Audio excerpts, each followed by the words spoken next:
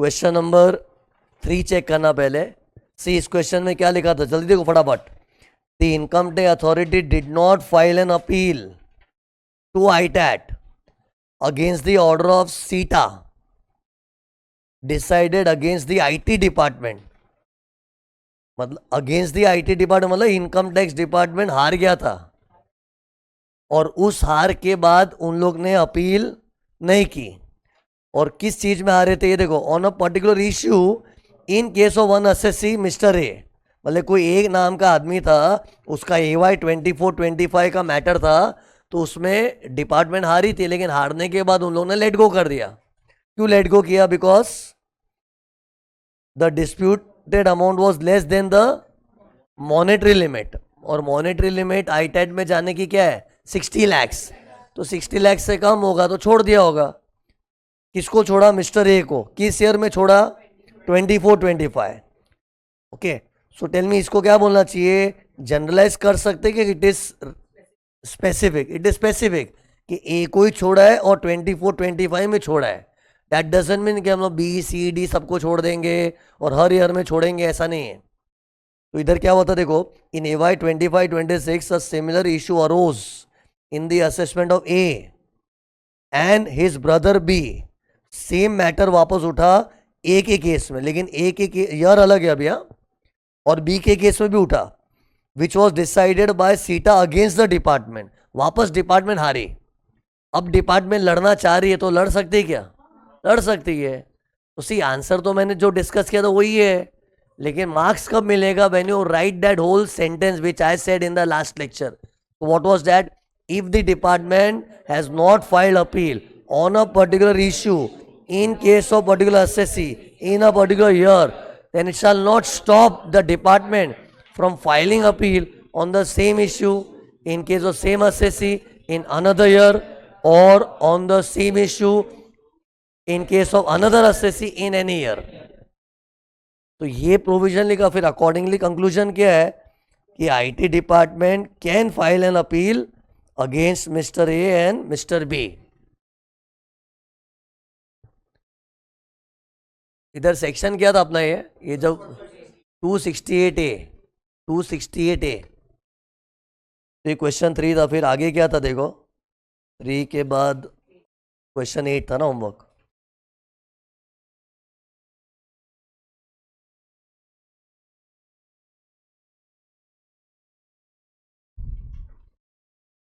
Okay, now look here, question 8 देखना। Question 8, सी तुम लोग को मालूम है ये पॉइंट याद है, इसके नॉलेज के बेसिस पे क्वेश्चन 8 अच्छी तरह हो जाएगा अपना। ये देखो कौन सा,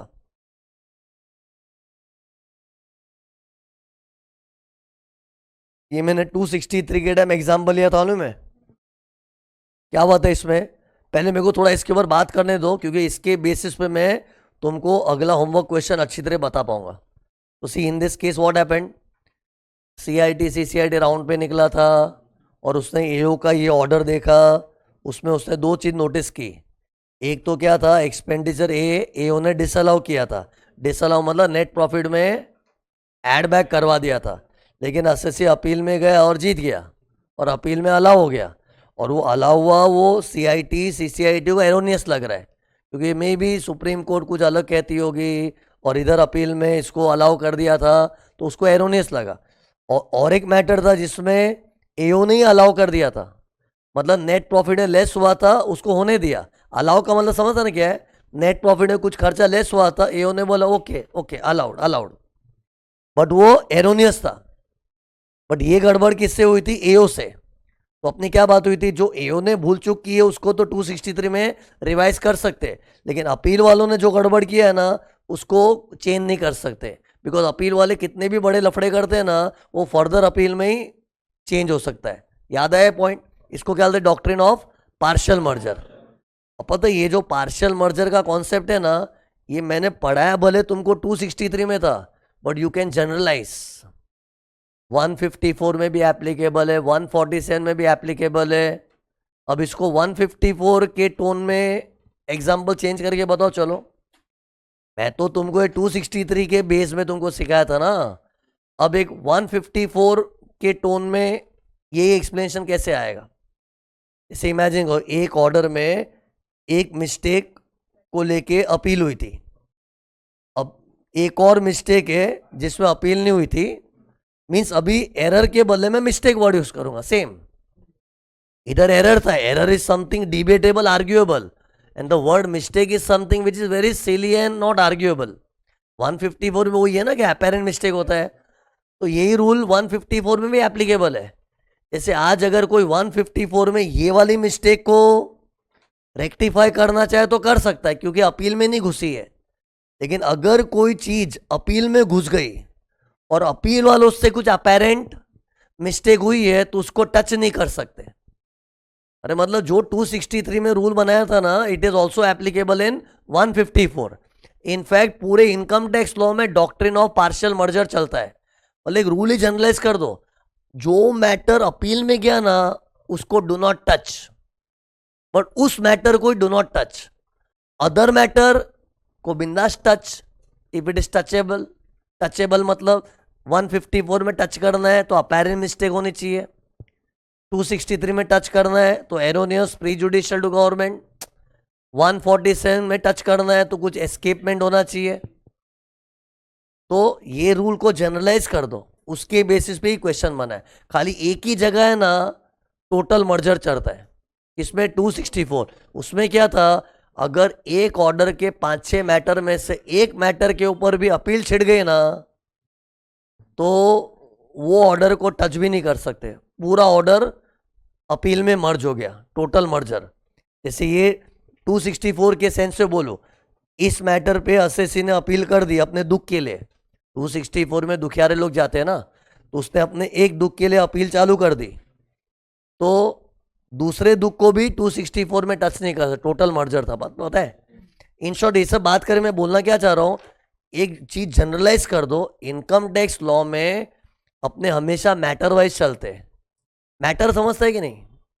सी कभी भी असेसमेंट होता है ना तो कुछ 2-3 पॉइंट्स के ऊपर स्क्रूटिनी होती है। जैसे आज मेरा भी इनकम टैक्स वाले फाइल खोलेंगे ना तो मेरी को 2-3 पॉइंट को लेके होगी, जैसे वीडियो लेक्चर को लेके उसको डाउट आ गया, या फिर मेरा कोई शेयर मार्केट से रिलेटेड को डाउट आ गया, ऐसे 1-2 पॉइंट को लेके बात होता है, उसको मैं मैटर बोल रहा हूँ।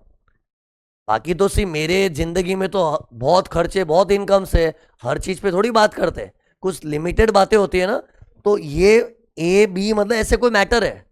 तो इन शॉर्ट तुम लोग मैटर क्या है छोड़ो ना, पॉइंट क्या है, जो मैटर अपील में गया ना उसको कोई भी टच नहीं कर सकता है, चाहे वो अपील उसकी चल रही हो कि appeal has been decided. Appeal matter can not be touch neither under 263 nor 154 nor 1 any section, generalize कर दो, but non appeal matter can be बिंदास टच्ड, ये जनरल रूल है। अब है ना, अब ये सब डिस्कस करेंगे, थोड़ा अच्छा इंपैक्ट आएगा, पढ़ो। Assessment of Vindhyas Limited was completed under section 143(3) with an addition of 21 lakhs to the returned income। समझा? मतलब जो रिटर्न में हमने दिखाया था ना उसमें 21 लाख इन लोगों ने जोड़ दिया। हो सकता है कोई हमने खर्चा गलत गलत माइनस कर दिया था तो उन्हें माइनस हुए खर्चे को वापस ऐड करवा दिया, कोई भी मैटर होगा, तो ऐसा असेसमेंट हुआ था। फिर Vindhyas limited preferred an appeal before सीटा, मतलब ये जो 21 लाख की एडिशन हुई थी ना वो असेसी को जमा नहीं होगा। जमता क्यों नहीं है? क्योंकि ऐड हुआ तो प्रॉफिट बढ़ा तो टैक्स बढ़ेगा, तो जमा नहीं होगा, तो इन लोग ने अपील कर दी होगी, विच इज पेंडिंग ना, अपील चल रही है। सी एक बार अपील होगी ना, चाहे वो अपील चल रही हो कि डिसाइड हो चुकी हो, इस मैटर को कोई भी छुएगा नहीं अभी, अपील वालों के अलावा और कोई टच नहीं कर सकता है। ओके, बट कोई दूसरे मैटर को कोई टच करना चाहे ना on the same order, it can be done. यही बात हुई थी ना अभी। अब देखो क्वेश्चन में पूछना क्या जा रहा है, इन दिस बैकड्रॉप, बैकड्रॉप मतलब इस बैकग्राउंड, बैकग्राउंड हो गया background, examine the following issues. First one में देखो क्या हुआ था, based on a fresh information that there was escapement of income for the same assessment year, can the assessing officer initiate reassessment proceedings when the appeal is pending before सीटा? मतलब पूछ क्या रहे, देखो, can the AO initiate reassessment proceeding. What is reassessment proceeding? 147 income escaping assessment means in लोग पूछ क्या रहे, एओ इनकम एस्केपिंग असेसमेंट की कार्रवाई कर सकता है ऐसे हालात में कि जब बंदा वो अपील में घुसा पड़ा है। ये तो अपील में घुसा पड़ा है ना, देखो ऊपर लिखा था, ठीक है ना, when the appeal is pending. ये कौन सी अपील है? वो अपील किए थे ना वो 21 लाख के एडिशन के लिए। तो क्वेश्चन ये पूछ रहा है बंदे की अपील चल रही है और ऐसी सिचुएशन में क्या उसका 147 रीओपनिंग हो सकता है?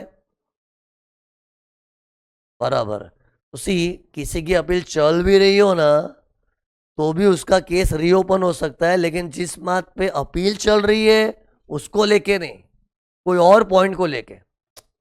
जैसे आज इमेजिन करो मेरा कोई ना अपील में केस वेस चालू है, तो उसका मतलब ये नहीं हो गया मेरा अपील चल रहा है ना, मेरे को कोई छेड़ना मत, अभी 140 से ना मुझे रीओपन मत करना। तो बोले बोले पागल है, तेरा जो मैटर पे अपील चल रहा है ना उसको लेके हम लोग कुछ नहीं करेंगे, लेकिन तेरे कोई दूसरे मैटर है उसको लेके करेंगे। जैसे मान लो मेरी अपील चल रही कोई वीडियो लेक्चर की आर्ग्यूमेंट को लेके, वीडियो लेक्चर है ना मेरा धंधा यार, उसको लेके, तो उसको लेके कुछ रीओपनिंग नहीं होगा। लेकिन मेरा कुछ इन लोगों को शेयर मार्केट का मालूम पड़ा, ले पकड़ चीटर शेयर मार्केट में लफड़े करके बैठा है शीरीष व्यास, तो दूसरे मैटर को कर सकते हैं ना। तो टेल मी इधर आंसर क्या देना चाहिए? इधर रीअसेसमेंट की जो इच्छा रख रहा है, is he wanting to do for other matter और फॉर द सेम मैटर? इधर देखो ये वर्ड कीमती था, based on fresh information. Fresh मतलब fresh, something different from the matter जिसका अपील चल रहा है। जिस पे अपील चल रही है वो तो जूना घिसा पिटा मैटर, उसमें कितने झगड़े होंगे, उसमें अपील चालू हुआ है। और ये कोई फ्रेश मतलब कोई अलग ही इंफॉर्मेशन हाथ में लगी है। तो देखो ऐसे रीड करना पड़ता सबको, मतलब क्वेश्चन ये बोलना चाह रहा है कि कोई फ्रेश इंफॉर्मेशन हाथ लगी है, उसके बेसिस पे रीओपनिंग हो सकती है, हो सकती है। द वर्ड फ्रेश इंफॉर्मेशन का मतलब ही क्या है?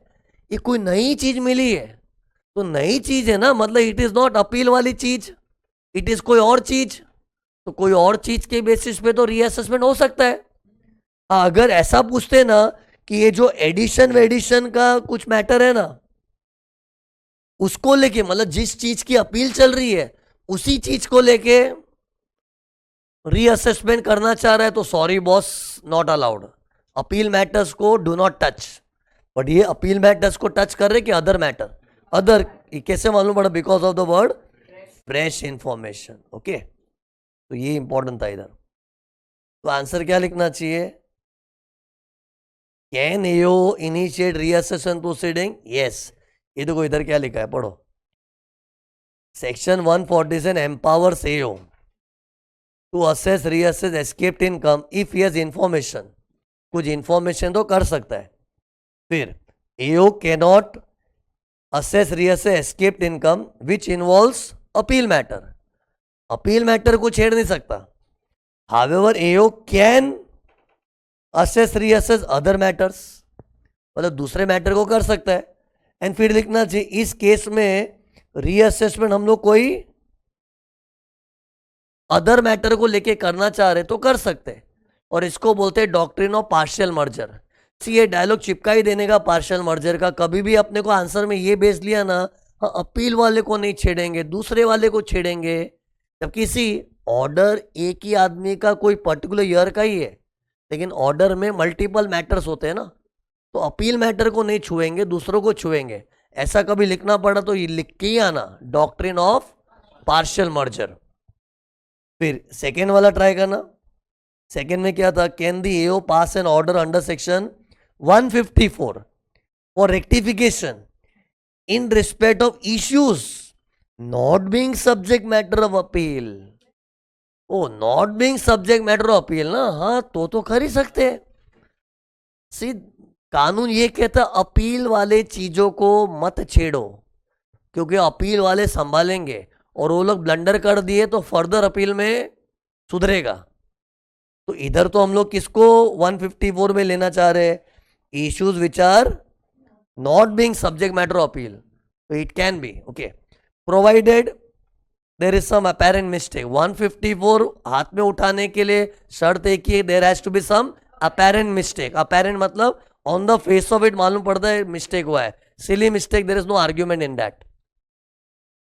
फिर third point, can the assessee company seek revision under section 264 in respect of matters other than those preferred in appeal? Means appeal के अलावा दूसरी चीजों के लिए 264 चाह रहे हैं, नहीं मिलेगा.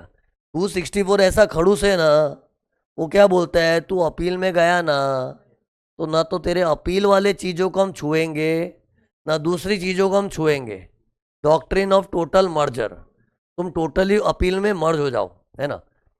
ये 264 था ना, नटशेल में वही निकलेगा. 264 के अलावा हर जगह मैटर वाइज चलता है, खाली 264 टोटल मर्जर होता है. ओके, लेकिन इधर पता है सेंटेंस कैसे लिखना है. Once an assessee files an appeal on a particular matter, CIT CCIT can neither revise that matter nor any other matter of the same order.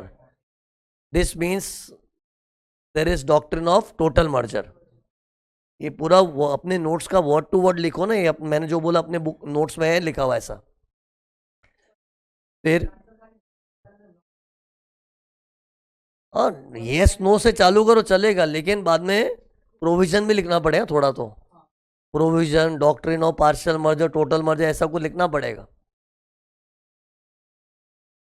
फिर can commissioner make a revision under section 263 both in respect of matters covered in appeal and other matters. मतलब ये क्या बोल रहे हैं, मतलब appeal matter, other matter, both, दोनों को 263 में ले सकता है? नो, 263 में अपील मैटर को ले ही नहीं सकते. अरे अपील मैटर में तो कोई भी सेक्शन बीच में नहीं घुस सकता है. तो इधर क्या लिखना चाहिए, नहीं, 263 में appeal matter, other matter, both can not be taken up. yes, however 263 can be done for other matters which are not related to appeal. Again here there is doctrine of partial merger. मतलब nutshell में वही निकला ना, कोई भी actually देखा तो इन लोग तीन कितने सेक्शन इन्वॉल्व किए, इधर 4 सेक्शन इन्वॉल्व किए. देखा, इधर 147 हो सकता है क्या, इधर 154 था, फिर 264 था, 263 था, सब पॉसिबल चीजें ले ली. सब में रूल एक ही है, खाली 264 में there is a doctrine of total merger. Okay, तो ये पूरा थियरी टाइप क्वेश्चन था. यस,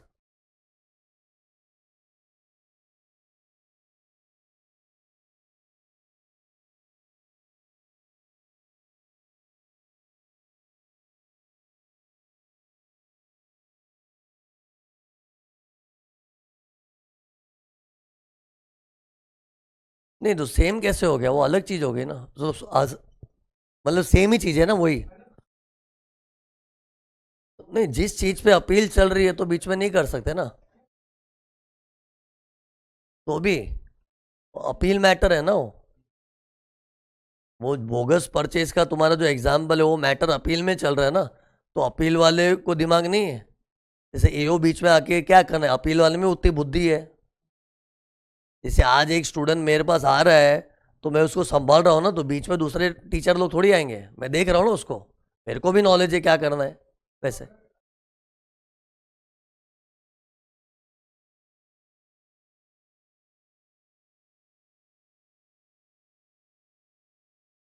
अपील में तो मैंने सीटा की थियरी पढ़ा था, अगर रिवाइज करने वालों को मालूम है, सीटा वाले तो क्या अपना टैक्स बढ़ा भी सकते हैं, एनहांस था ना वो.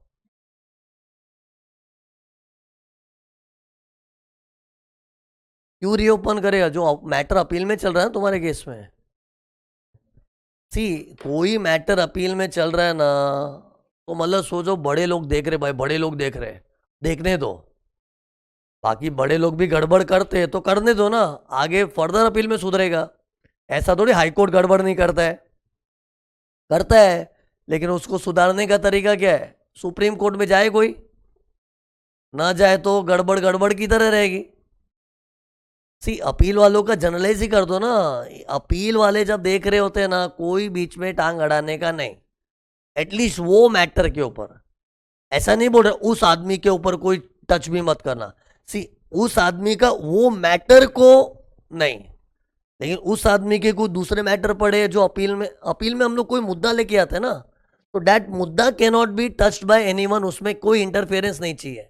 Okay, but for other things it is allowed. So that was the crux of the whole question. Okay, बरा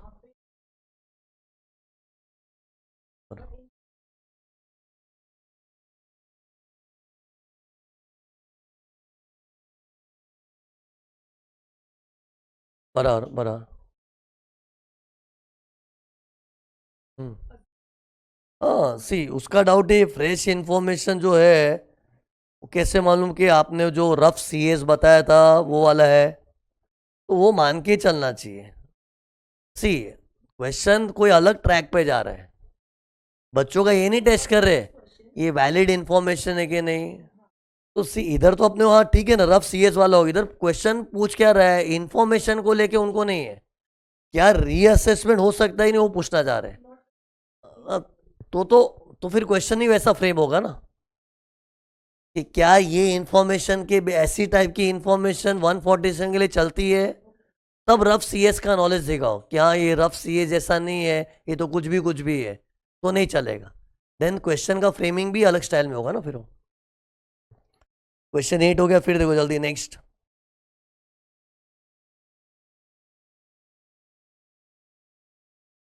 क्वेश्चन नंबर 10।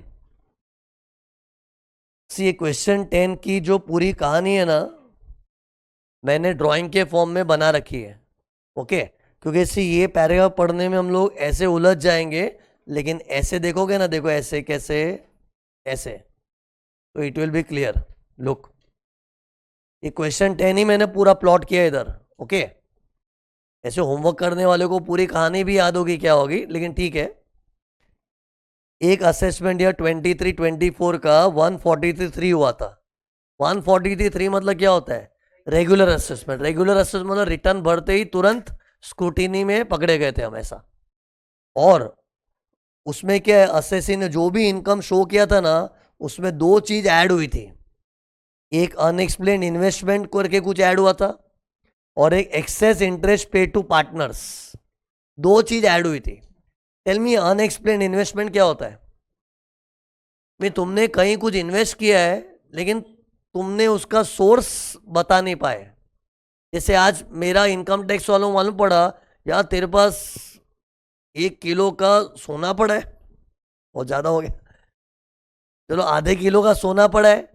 और तो बोले हाँ है ना, तो बोले कहाँ से लिया, कौन से पैसों से लिया, तो मैं एक्सप्लेन नहीं कर पाया।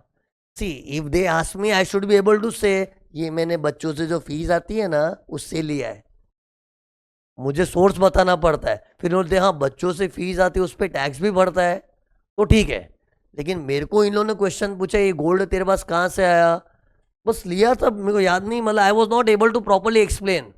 तो उन लोग के माइंड में क्या आएगा कि ज़रूर तूने ब्लैक का पैसा यूज़ किया होगा गोल्ड खरीदने में, और ब्लैक का पैसा मतलब ऐसी इनकम जिसपे तूने टैक्स नहीं भरा होगा, तो ये उन लोग ऐसा अज्यूम कर लेते हैं। तो वो नाम पे इन लोग ने ऐड कर दिया। अरे है इन्वेस्टमेंट, अभी कितने लोग ये भी पूछते हैं सर इनकम में इन्वेस्टमेंट क्यों जोड़ रहे। अरे इन्वेस्टमेंट ऊपर से आती है कि खरीदी होती है। अरे इन्वेस्टमेंट खरीदनी पड़ती है, खरीदने के लिए पैसा चाहिए, पैसे का सोर्स तो इनकम ही है, तो इनडायरेक्टली ये इनकम ही हो गया। ये जरूर कुछ इनकम थी जिसपे टैक्स नहीं भरा था, उसने इन्वेस्टमेंट्स बना लिए अभी, अब वो पकड़ा गया, तो वो इन्वेस्टमेंट्स के बिहाइंड है तो इनकम ही ना, तो इनकम के नाम पे उसको जोड़ दिया। और ये क्या था मालूम है, ये लोग पार्टनरशिप फर्म थे, और पार्टनरशिप फर्म को मालूम है पार्टनर को सैलरी और इंटरेस्ट देते हैं ना, तो नेट प्रॉफिट में कट करने मिलता है, लेकिन उसकी कुछ लिमिट्स है, उसकी कुछ लिमिट्स है। तो हो सकता है इन लोग ने कुछ ज़्यादा लेस कर दिया था नेट प्रॉफिट में, तो एक्सेसिव अमाउंट को उन लोग ने ऐड बैक कर दिया। अब उसकी लिमिट्स क्या है, तुम लोग ऐसे सीए इंटर में पढ़े थे, लेकिन मैं तुमसे अज्यूम नहीं करूंगा, मैं तुमको इनकम फ्रॉम बिजनेस के टाइम पढ़ाने भी वाला हूं। क्या limit for salary and interest paid to the partners, तो इधर ऐसा कुछ हुआ था कि पार्टनर को इंटरेस्ट एक्सेसिवली दिया था, वो लिमिट से ज्यादा था, तो उसको नेट प्रॉफिट में ऐड बैक कर दिया। ये इनकम मैंने जो लिखा ना, it is kind of the net profit, और उसमें ऐड बैक कर दिया था। मतलब ये 2 पॉइंट पे स्क्रूटिनी में बात हुई थी। मैंने बोला स्क्रूटिनी होती तो इन लोग सब खोल के नहीं बैठ जाते, कुछ सिलेक्टेड पॉइंट्स। तो इधर कौन से 2 पॉइंट पे चर्चा हुई थी? अनएक्सप्लेन इन्वेस्टमेंट और एक्सेस इंटरेस्ट। और फाइनली ये नो क्या कि हम तो ये ऐड करने वाले कर दिया उसने। फिर असेसी ने क्या किया, ये जो पॉइंट है ना, कौन सा बोलना, अनएक्सप्लेन इन्वेस्टमेंट, उसको लेके अपील की। क्योंकि असेसी को क्या लग रहा है, कोई ब्लैक का पैसा नहीं है, मैं टैक्स भरता हूं, चोर नहीं हूं मैं, टैक्स भरी हुई इनकम से मैंने वो गोल्ड वोल्ड लिया होगा, ऐसा असेसी का स्टैंड है। लेकिन डिपार्टमेंट ने ठोप दिया, नहीं तेरा इन्वेस्टमेंट का एक्सप्लेनेशन हमको प्रॉपर नहीं लग रहा है, हम तो अज्यूम करें ब्लैक का पैसा है। तो उस पर झगड़ा हुआ था, और उसमें भी अपील में असेसी हार गया। देखा ना, दुखी दिख नहीं रहा है, तो असेसी हार गया। लेकिन अपील किसको लेके की थी उसने? Unexplained investment. अब इन लोग क्वेश्चन में क्या पूछ रहे हैं कि असेसी को है ना, ये जो मैटर है ना, कौन सा एक्सेस इंटरेस्ट, उसको लेके कुछ प्रॉब्लम है। एक से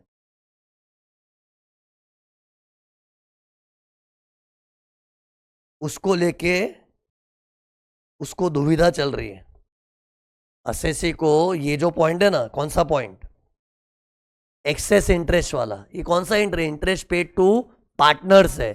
ये क्वेश्चन में असेसी एक एलएलपी है, पार्टनरशिप फॉर्म है, तो उन लोग ने जो एक्सेसिव इंटरेस्ट पे किया था ना, वो जो ऐड हो गया ना, वो उनको अच्छा नहीं लगा। तो उन लोग ने 2 चीज का सोचा, 154 264। 154 में क्या बोल के करेंगे इन लोग कि भाई एक्सेस इंटरेस्ट ऐड करना ये अपेरेंट मिस्टेक है, लॉ में क्लियर कट बोला है। जैसे पता है पार्टनर्स लोग को इंटरेस्ट देते हैं ना, 12% तक अलाउड होता है। पार्टनरशिप फॉर्म पार्टनर्स को इंटरेस्ट देती है ना, तो अगर 12% तक है तो अलाउड है। तो हो सकता है असेसी लोग बोल रहे हैं 12% तक इंटरेस्ट पे करते हैं, ये तो अलाउड ही है, एक्ट में लिखा है, फिर भी आप ऐड कर रहे हो, तो it is apparent mistake which is not debatable. मतलब एक ये स्टैंड है। और दूसरा इन लोग क्या बोल रहे हैं, हम 264 में हमारा रोना धोना करेंगे सीआईटी सीसीआईटी के पास। तो टेल मी, इन दोनों का आंसर दो, क्या इन दोनों में से कोई रेमेडी यूज कर सकते हैं? तो see, as far as 264 is concern, we cannot use this remedy. क्यों? बिकॉज इस ऑर्डर के अंदर एक मैटर को लेके अपील हो चुकी है। अब वो अपील चाहे चल रही हो कि डिसाइड हो चुकी हो, अपील में घुसा ना तो टोटली उधर मर जा, मतलब टोटल मर्जर हो जा। तो अगर तू एक मैटर के लिए अपील किया, हाँ ठीक है, अभी अपने एक्सेस इंटरेस्ट एक अलग मैटर लेके बैठे, लेकिन 264 का तो रूल ही क्या है, अगर एक मुद्दा भी अपील में गया ना तो टोटली अपील में जाओ। 264 तेरे को हेल्प कर ही नहीं सकता है। Okay, but what about 154? 154 में टोटल मर्जर है क्या पार्शियल मर्जर? Partial merger. तो 154 में तो क्या है, ठीक है ना, ये मैटर अपील में गया था, एक्सेस इंटरेस्ट तो एक अलग ही मैटर है, तो उसको लेके 154 हो सकता है, provided there is an apparent mistake, ऐसा डिस्क्लेमर देना पड़ेगा। मतलब 154 में ये अड़चन नहीं आएगी कि अपील में गया, अरे गया तो कोई ऑल मैटर पे गया ना, ये तो दूसरा मैटर है, जिसको 154 में ले सकते हैं, but there should be some apparent mistake, तो 154 कैन बी डन। तो सी, ये क्वेश्चन में भी अल्टीमेटली कुछ नया नहीं सीखा, ये थोड़ा क्या है, थोड़ा ज़्यादा स्पेसिफिक सिचुएशन देके बनाया था। लेकिन पिछले क्वेश्चन में भी क्रक्स तो वही निकला ना यार, खाली 264 follows doctrine of total merger, rest है everywhere it is doctrine of partial merger. See, question में यही लिखा था इन लोग ने, ये देखो,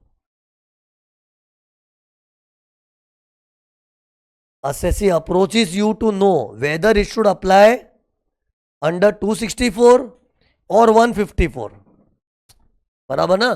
तो क्या बोलना चाहिए, under 264 assessee cannot apply because in this same order some matter has already gone in appeal, तो assessee cannot apply in 264, but however under 154 he can make an application, because under 154 even if some other matter has gone in appeal, we are wanting rectification for some other matter, no? So 154 is allowed provided there is an apparent mistake. Okay, तो सी ये apparent है कि नहीं, इन लोग ने ज्यादा details नहीं दिया है। सी अभी इन लोग क्या बोल रहे हो, एक्सेस इंटरेस्ट जो किधर गया नोट्स मेरा, ये देखो, ये चीज को लेके 154 उठा सकते कि नहीं। सी इधर क्वेश्चन क्या टेस्ट करना चाह रहा है, गिवन अ सिचुएशन की एक चीज की अपील हो गई है, तो वो हालात में दूसरी चीजों का 154 हो सकता है, तो हो तो सकता है, लेकिन 154 भी अपनी खुद कंडीशन लेके आता है ना कि there should be some apparent mistake. अब वो अपेरेंट मिस्टेक है कि नहीं, उसके लिए ज्यादा डिटेल्स मांगता है अपना दिल। क्या डिटेल्स मांगता है कि ऐसा क्या था एक्सेस इंटरेस्ट में। सम में तो खाली ऊपर ऊपर से बोला कुछ एक्सेस इंटरेस्ट जैसा था, ऐसा कुछ था, एग्जैक्टली क्या था। जैसे अभी मैं तुमको डिटेल्स दे रहा हूं, सुनो एग्जैक्टली क्या था कि पार्टनर्स लोग को इंटरेस्ट पे करते तो 12% जितना अलाउड है, और एसएससी ने 12% जितना ही दिया था। फिर भी एओ ने बोला नहीं 12% नहीं 10% ही होना चाहिए, 10% ही होना चाहिए। तो ऑब्वियस मिस्टेक यार। सेक्शन 40B करके इनकम टैक्स लॉ में विच से 12% अलाउड है, लेकिन एओ बोला नहीं नहीं बार 10% ही होता है, 10% ही होता है, या फिर 6% बोल दिया। अकाउंट्स वाले पार्टनर्स इंटरेस्ट का कुछ 6% भी है। अकाउंट्स में कुछ सुना होगा, Indian partnership act, Indian partnership act में भी 6% जैसा कुछ है, तो ऐसा कुछ ले लिया, then it is an apparent mistake ना। बट इधर अपेरेंट है कि नहीं, वो बच्चों का टेस्ट नहीं कर रहे। They are testing students on what, कि गिवन अ सिचुएशन में एक चीज अपील में घुस चुकी है, तो क्या दूसरी चीज के लिए 154 का सहारा ले ही सकते हैं ना, क्योंकि ये चीज अलग ही है। तो 154 अदर मैटर्स के लिए डीबार थोड़ी हो रहा है। हाँ 264 तो टोटली डीबार कर देता है एक बार हम अपील में घुसे तो। ओके, तो ये था। फिर एक और सम क्या था, क्वेश्चन नंबर 11 पढ़ो। An assessee who had been served with an order of assessment passed under section 143 on 1st Jan 26 had filed an application against this order before CIT as per section 264। 264 मान लो assessee कोई अपना दुख लेके गया होगा, section देख के समझना चाहिए। 264 मतलब assessee दुखी होगा, तो उसने कब अप्लाई किया, 11 Jan 26। फिर क्या पूछ रहे, the CIT refused to enter in the application on the pretext of premature application. On the pretext मतलब ऑन द ग्राउंड्स ऑफ, मतलब किस रीजन पे वो रिजेक्ट किया, प्री मैच्योर है, मतलब तो टाइम से पहले आ गया, तो टाइम से पहले आ गया। तो असेसी अपना ओपिनियन मांग रहा है कि यार CIT ने अपना एप्लीकेशन रिफ्यूज कर दिया यार, वो बोलता है कि हम प्री मैच्योर एप्लीकेशन किए, तो सही है गलत है क्या है। तो सी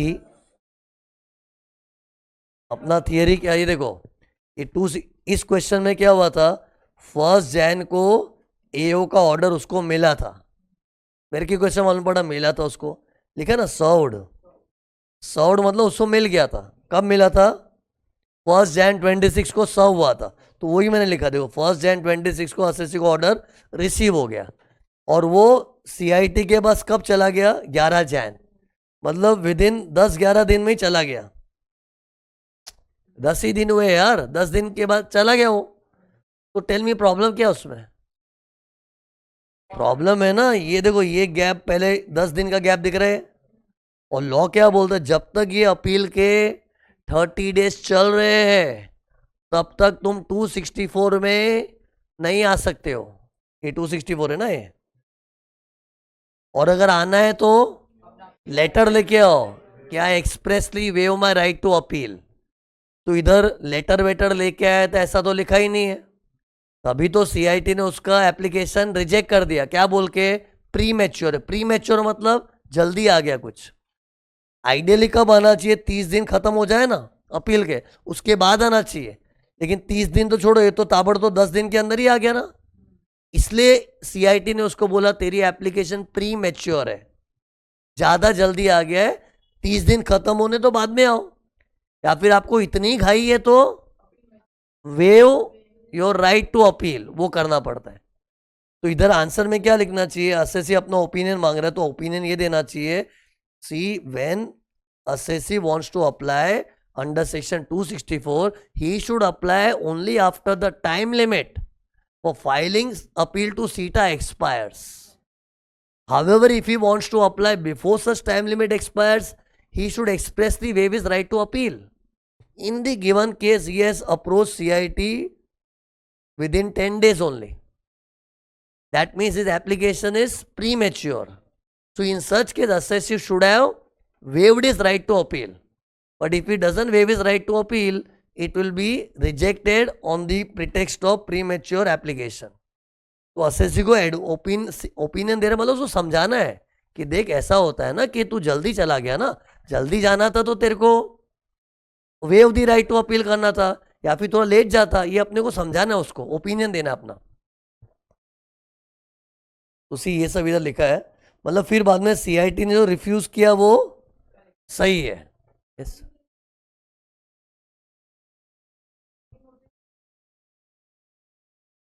हाँ, वापस कर सकता है ना, ये प्री मैच्योर करके उसका रिजेक्ट कर दिया ना, तो असेसी अपने से, हम लोग सीए लोग अपने से पूछने हैं, अरे भाई पूछ के जाने का, तुम लोग क्यों अपनी होशियारी मारते हो? तूने मेरे को पूछा, तूने जल्दी जल्दी अप्लाई कर दिया, कोई बात नहीं, रिजेक्ट कर दिया, वापस अप्लाई कर देंगे। सी रिजेक्ट किया मतलब इतना टेंशन थोड़ी है, अपने वापस अप्लाई कर देंगे। रिजेक्ट क्यों किया, तू जल्दी आ गया, जल्दी आ, ठीक है बाद में आऊँगा, या फिर अभी जाना है तुरंत वापस, तो लेके जाओ letter, you can reapply. तो ये क्वेश्चन 11 था, सारे सम डिस्कस हो चुके हैं।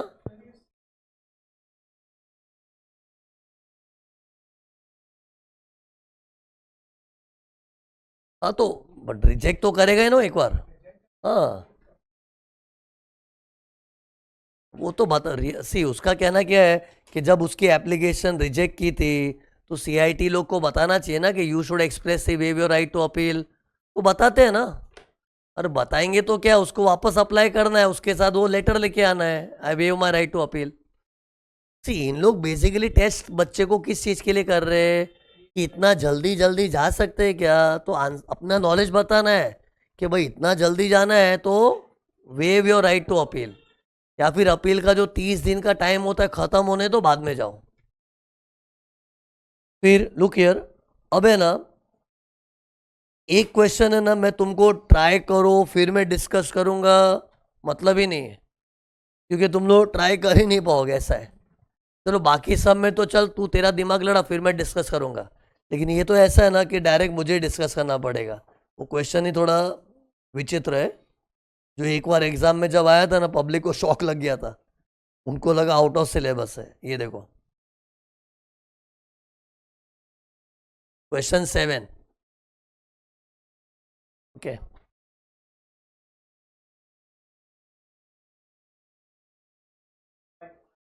तो मैंने इसका नॉलेज दिया है, लेकिन फिर भी एक बार देख के डरावना लगता है। इधर जो तुमको अल्टीमेटली एट द एंड जो नॉलेज मिलेगा ना, it is not a new knowledge, I have already given you the knowledge, okay. See तुमको मैंने बताया था मैं जजमेंट्स का इंपॉर्टेंस बताओ क्या है। अगर किसी का सीटा जजमेंट है, आईटैट जजमेंट है, एओ पे बाइंडिंग नहीं है। आज एओ के सामने मैं सीटा का जजमेंट लेके जाऊं, चाहे मेरा खुद का ही हो, आईटैट का जजमेंट लेके जाऊं, एओ के ऊपर बाइंडिंग नहीं है, लेकिन मैं एओ के सामने हाई कोर्ट जजमेंट लेके जाऊं, वो भी जुरिस्डिक्शनल हाई कोर्ट, अपने मुंबई वाले लोग मुंबई हाई कोर्ट का ही लेके जाऊं, या फिर सुप्रीम कोर्ट के लेके आऊं, then it is binding on AO. ऐसी बात पहले भी हुई है ना, तो वैसा ही कुछ रिपीटेशन जैसा आएगा by way of this question, okay. तो रीड क्या लिखा है, doctrine of precedence would be applicable in case of tax loss. What do you mean by doctrine of precedence? सुनो इधर, लुक लुक, आज है ना मेरे सामने एक असेसी बैठा, उसका कोई मैटर चल रहा है, और वो मैटर के ऊपर है ना सुप्रीम कोर्ट पहले जजमेंट दी हुई है, मतलब मैटर सेम है, मेरे सामने एक असेसी है, उसका सेम मैटर पे सुप्रीम कोर्ट जजमेंट दिया हुआ है कोई दूसरे आदमी का लेके, तो जो सुप्रीम कोर्ट का पहले का जजमेंट है ना उसको बोलते हैं प्रेसिडेंट। ये वर्ड सिखाना है, प्रेसिडेंट, और वो प्रेसिडेंट मतलब पुराना जजमेंट। अब वो पुराने जजमेंट को मैं इग्नोर करके तेरे साथ डील करूं कि उसको फॉलो करूं? अरे बोलना, मैं तेरी स्कूटी नहीं कर रहा हूं, और तेरा जो मैटर है वैसा मैटर पे सुप्रीम कोर्ट ने जजमेंट दिया हुआ है, और पुराना जजमेंट मतलब इट इज अ प्रेसिडेंट। अरे पुराने जजमेंट को बोलते ही प्रेसिडेंट। अब बताओ एज एओ मेरा ड्यूटी क्या है? वो जजमेंट को इग्नोर करके तेरे से डील करूं, उसको माइंड में रख के तुझसे डील करूं? माइंड में रख के। तो ये डॉक्ट्रिन है। डॉक्ट्रिन मतलब रूल है कि भाई पहले का कोई सुप्रीम कोर्ट जजमेंट पड़ा है ना, उसको लात मार के काम मत करो, उसको कंसिडर करके काम करो। ये सिद्धांत है। सिद्धांत मतलब प्रिंसिपल, डॉक्ट्रिन। तो ये डॉक्ट्रिन फॉलो करना चाहिए। But this doctrine applies only if it is a past jurisdictional high court judgment or supreme court judgment. This doctrine is not applicable if there is some CETAs or ITAT judgment. See, पुराने judgement को बोलते president, और उसको follow करना कि न करना, उसके जो सिद्धांत होते हैं उसको बोलते डॉक्ट्रिन। तो सी थोड़ी लैंग्वेज हाई फाई लगेगी इस सम की, लेकिन मैंने तुमको ये नॉलेज दिया हुआ है। अब आगे पढ़ो क्या लेगा। In light of the doctrine of precedents, comment on the correctness or otherwise of the following statements along with reasons। मतलब ट्रू और फॉल्स पूछा है बच्चों की तरह, और खाली ट्रू फॉल्स नहीं लिखना है, कमेंट। कमेंट बोले, डिस्कस बोले तो खाली एक शब्द लिख के मत जा जाओ, ट्रू फॉल्स एक्सप्लेन करना पड़ता है।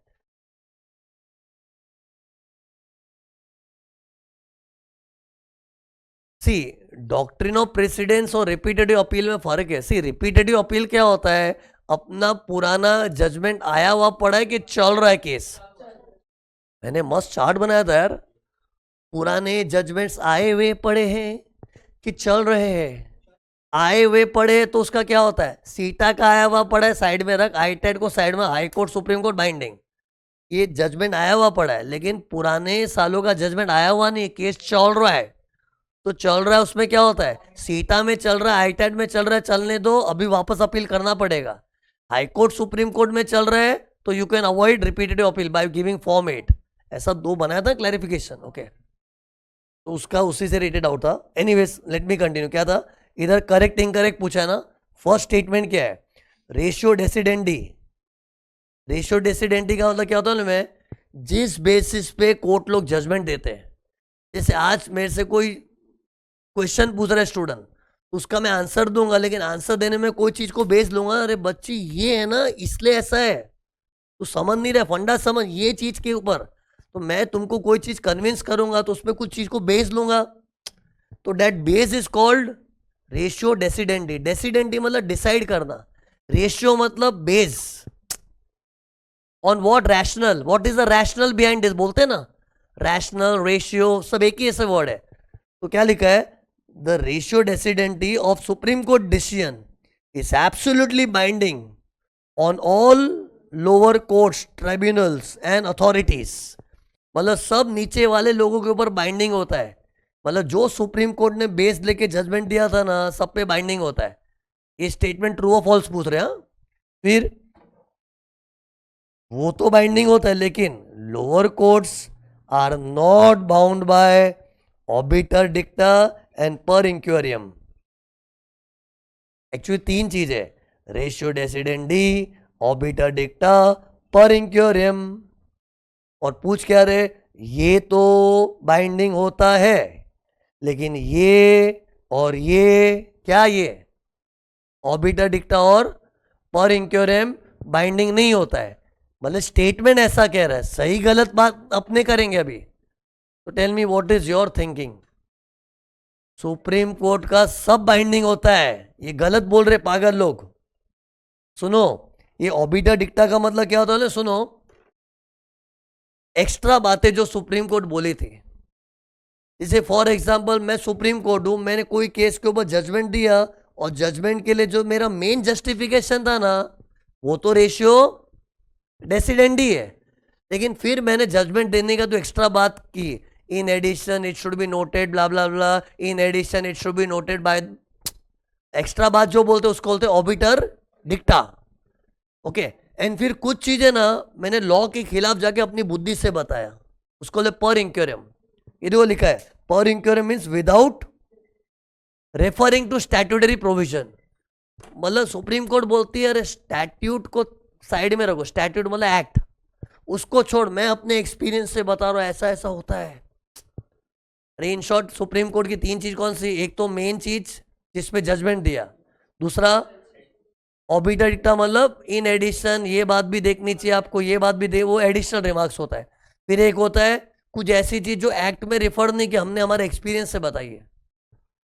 तो रूल तो ये है कि सुप्रीम कोर्ट भगवान है, उसकी हर चीज नीचे वालों पे बाइंडिंग है। लेकिन ये क्या बोलता है, अरे ये सब थोड़ी बाइंडिंग होता है, बाइंडिंग तो खाली रेशियो डेसिडेंडी होता है। गलत है। क्यों नहीं होता? ये भले एक एडिशनल रिमार्क की तरह किया है, और ये भले स्टैट्यूट को रेफर किए बिगर अपने एक्सपीरियंस से कहा गया है, लेकिन कहा तो सुप्रीम कोर्ट है। सुप्रीम मतलब सुप्रीम, उसकी हर बात नीचे वाले कोर्ट्स पे बाइंडिंग होती है। तो ये स्टेटमेंट इनकरेक्ट था। इसमें इनकरेक्ट बना क्या था? ये नॉट बाउंड लिख रहे हैं, लोअर कोर्ट्स नॉट बाउंड। कैसे हो सकता है? They are bound.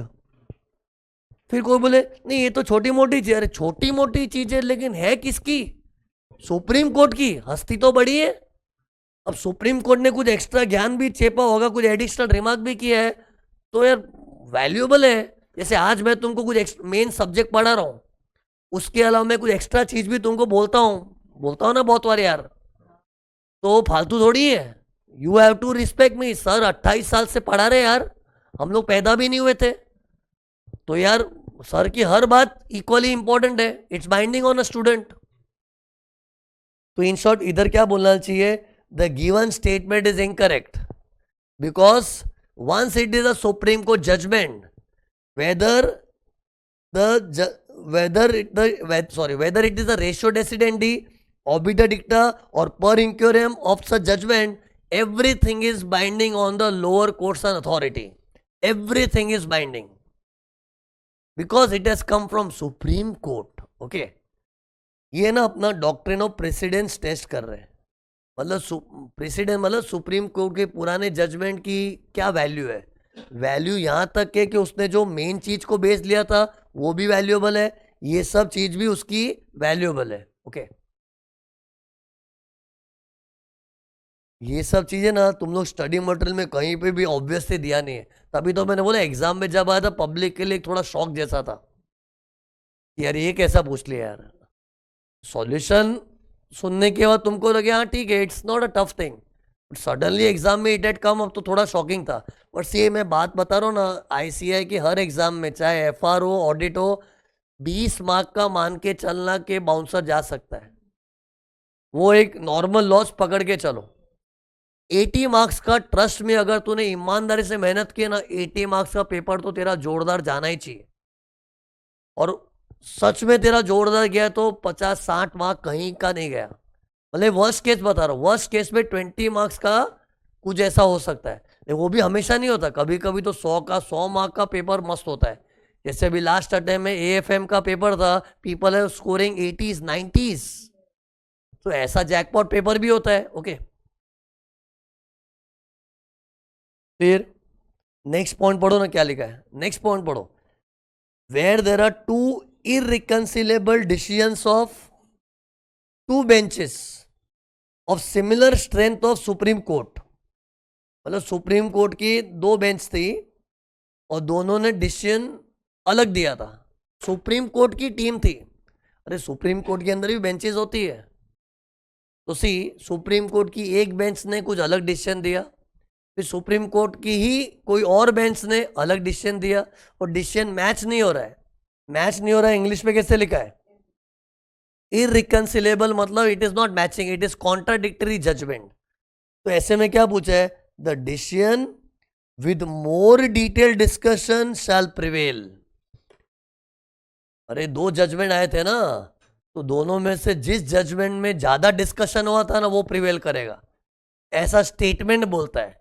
सही गलत अपने को सोचना है। तुम लोग को क्या लगता है सुप्रीम कोर्ट ने 2 कॉन्ट्राडिक्टरी जजमेंट दिया है, मतलब दोनों जजमेंट अलग है, एक तरफ ऐसा बोलते हैं फिर एक तरफ सुप्रीम कोर्ट ही कुछ और बोल रही है, तो फिर क्या फॉलो करने का? नहीं, रिकंसाइल नहीं हो रहा है। स्टेटमेंट तो क्या बोल रहा है, नो जो जजमेंट में ना, जजमेंट देने में ज्यादा डिस्कशन हुआ था वो परफेक्ट, जो जजमेंट बाद में आया वो, जो जजमेंट बाद में आया वो चलेगा। जैसे बेस्ट एग्जाम्पल सुनो, आज मैंने तुमको है ना एक लंबा चौड़ा 2 घंटे का डिस्कशन करके ना एक चीज सिखा दी, ओके, और बाद में वो रॉन्ग थी, रॉन्ग सिखा दी, रॉन्ग सिखा दी पूरी, मतलब कुछ अलग ही चीज। फिर 4 लेक्चर के बाद है ना मैंने तुमको 2 मिनट के अंदर एकदम राइट चीज पढ़ा दी। तो 4 लेक्चर के बाद मैंने खाली 2 मिनट ही लिया, 2 मिनट ही लिया, तो टेल मी किसकी चलेगी? विल यू से नहीं सर ने पिछले लेक्चर में तो लंबा डिस्कशन किया था, लेकिन फिर बाद में लंबा डिस्कशन रॉन्ग था ना, वो बाद में जो होगा चलेगा ना वो। जैसे सुप्रीम कोर्ट ने भी क्या एक जजमेंट देने के बाद में जजमेंट दिया, तो बाद में इम्प्रोवाइज हुआ होगा थोड़ा, क्योंकि ये लोग भी भगवान थोड़ी, इन लोग से मिस्टेक होती है, गड़बड़ होती है। तो एक जजमेंट दिया फिर बाद में कुछ और जजमेंट दिया, तो लोगों को बाद वाले जजमेंट को इंपॉर्टेंस देना चाहिए कि हो सकता है सुप्रीम कोर्ट से प्रीवियस जजमेंट में कुछ गड़बड़ हो गई हो। अब माना कि किसी में डिस्कशन कम हुआ होगा, किसी में ज्यादा हुआ होगा, that is not important, what's important is timing. जिस जजमेंट की टाइमिंग बाद में उसकी चलेगी, और जो जजमेंट पुराना है उसकी नहीं चलेगी। तो ये देखो क्या लिखा है, later in time shall prevail, अरे मेन चीज दिखा रहा हूं खाली, the judgment which is later in time that will prevail, that mean the judgment which is जूना पुराना दैट विल नॉट प्रिवेल। फिर ये ट्राई कर, ये भी एक्चुअली कॉमन सेंस वाला था, आंसर सुन के क्या लगा, हाँ बराबर है यार, कॉमन सेंस है ना ये तो। फिर लोअर अथॉरिटीज में deviate from the decision of jurisdictional high court. Jurisdictional high court भी बाइंडिंग चीज होती है, लेकिन इधर क्या बोल रहे हैं, नहीं लोअर अथॉरिटीज में deviate from the decision of jurisdictional high court. इधर लोअर मतलब कौन, हाई कोर्ट से लोअर कौन होता है, आईटैट सीटा, ये वो लोग हो गए, ये सब नीचे होते हैं ना। तो इन लोग क्या बोल रहे हैं, लोअर अथॉरिटी में डिविएट, डिविएट मतलब वो लोग उसके खिलाफ जा सकते हैं, only in a situation to keep the issue alive where the department has not accepted the decision has taken the matter to supreme Court. मतलब इन लोग एक सिचुएशन बता रहे, एक ऐसी सिचुएशन है ना उसमें हम हाई कोर्ट जजमेंट के अगेंस्ट जा सकते हैं। कौन सा हाई कोर्ट है, अपने इलाके का जुरिस्डिक्शन। जैसे मुंबई में जो आईटैट है, मुंबई में सीटास लोग हैं, वो लोग क्या बोल रहे हैं, हम कभी कभी हमारे बॉम्बे हाई कोर्ट के जजमेंट के खिलाफ जा सकते हैं। और उसकी सिचुएशन क्या दे, कब जा सकते खिलाफ, when department has taken the matter to supreme Court. मतलब क्वेश्चन ये पूछ रहा है, देखो मान लो बॉम्बे हाई कोर्ट ने एक जजमेंट दिया था, वो जजमेंट है ना इनकम टैक्स वालों के खिलाफ था, और इनकम टैक्स वाले हाई कोर्ट पागल हो गई है, we will take this matter to supreme Court. मतलब डिपार्टमेंट अग्री नहीं कर रही है with High Court judgment and they want to go to supreme Court. So since department is going to supreme court, तो पता है सब सीटा आईटा डे लोग क्या बोल रहे हैं, हमारा डिपार्टमेंट सुप्रीम कोर्ट जा रहा है, हमने माना नहीं है, तो हम भी जुरिस्डिक्शन हाई कोर्ट को डिसरिगार्ड करेंगे। ये कोई रीजन नहीं है, जाने वाला जावे सुप्रीम कोर्ट, आए हुए जजमेंट की इज्जत करो। क्या बोला, जाने वाला जाए supreme court, just because department agree नहीं किया है, वो लोग सुप्रीम कोर्ट में लड़ने की इच्छा रख रहे हैं, तो उसका मतलब थोड़ी हाई कोर्ट फीका पड़ गया। आज की तारीख में तो हाई कोर्ट ने एक जजमेंट दिया है ना, तो उसकी रिस्पेक्ट करो। सी ये स्टेटमेंट क्या बोल रहा है, नहीं हम रिस्पेक्ट करते, लेकिन फिलहाल जो हाई कोर्ट का जजमेंट है, we are contesting against Supreme Court for that judgment. तो कंटेस्ट ना, who is stopping you to fight and go to supreme Court, go, but that doesn't mean currently जो judgment आया है वो उसको तुम डिसरिगार्ड करो। सुप्रीम कोर्ट तो 10 साल ले लेगी जजमेंट देने में, तो तब तक तुम हाई कोर्ट की इंसल्ट करके चलोगे क्या। इन शॉर्ट ये देखो, अब सेंटेंस समझो, मीनिंग फील होगा। देखो क्या लिख रहे, लोअर अथॉरिटी में डिविएट, मतलब इन लोग हाई कोर्ट को डिसरिगार्ड कर सकते, कब, in a situation where the department has not accepted and taken the matter to supreme court. तो ये गलत है, even if the department is going to Supreme Court, let them go. Let them not go. We cannot go against jurisdictional high court. It is binding. तो ये statement भी incorrect था. क्या लिखना चाहिए? It is incorrect. In any damn situation lower authorities cannot go against the judgment of jurisdictional high court. तो ये question 7 था.